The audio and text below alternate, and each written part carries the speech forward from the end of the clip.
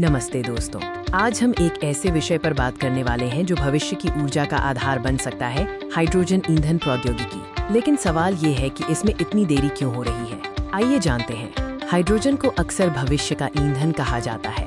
ये स्वच्छ है, प्रचुर मात्रा में है और जब इसे जलाया जाता है तो केवल पानी छोड़ता है।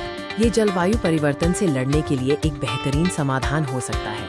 हाइड्रोजन ईंधन प्रौद्योगिकी को बड़े पैमाने पर लागू करने में कई चुनौतियां हैं। सबसे बड़ी चुनौतियों में से एक अनुसंधान और विकास से जुड़ी है। वर्तमान में हाइड्रोजन का उत्पादन काफी महंगा है, खासकर अगर हम इसे स्वच्छ तरीकों से उत्पन्न करना चाहें। इलेक्ट्रोलाइसिस जैसी प्रक्रियाओं के लिए बहुत ऊर्जा और विशेष उपकरण की आवश्यकता होती है। हाइड्रोजन को स्टोर करना और एक जगह से दूसरी जगह ले जाना भी एक बड़ी चुनौती है। हाइड्रोजन एक बहुत ही हल्का तत्व है और इसे अत्यधिक दबाव में या बहुत कम तापमान पर तरल रूप में संग्रहित करना पड़ता है। किसी भी नई ऊर्जा प्रणाली के लिए एक मजबूत बुनियादी ढांचा आवश्यक है। हाइड्रोजन के लिए अभी भी आवश्यक बुनियादी ढांचे की कमी है। आजकल पेट्रोल पंप हर जगह मिलते हैं, लेकिन हाइड्रोजन ईंधन स्टेशन बहुत कम है। वाहनों को ईंधन भरने के लिए इन स्टेशनों की उपलब्धता महत्वपूर्ण है। हाइड्रोजन को उत्पादन स्थल से उपभोक्ता तक पहुंचाने के लिए एक कुशल वितरण नेटवर्क की आवश्यकता है। इसमें नई पाइपलाइनें या विशेष परिवहन वाहन शामिल होंगे।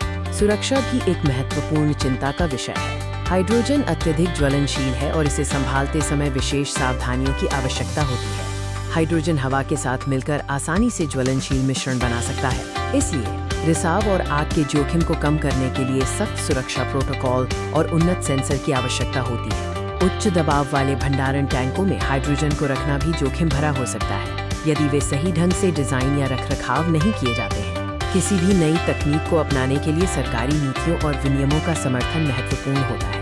हाइड्रोजन ईंधन के लिए अभी भी स्पष्ट और एकीकृत नियामक ढांचे की कमी है। सरकार द्वारा प्रोत्साहन और सब्सिडी की आवश्यकता है ताकि कंपनियों को हाइड्रोजन प्रौद्योगिकी में निवेश करने के लिए प्रोत्साहित किया जा सके और इसे आम जनता के लिए अधिक सुलभ बनाया जा सके।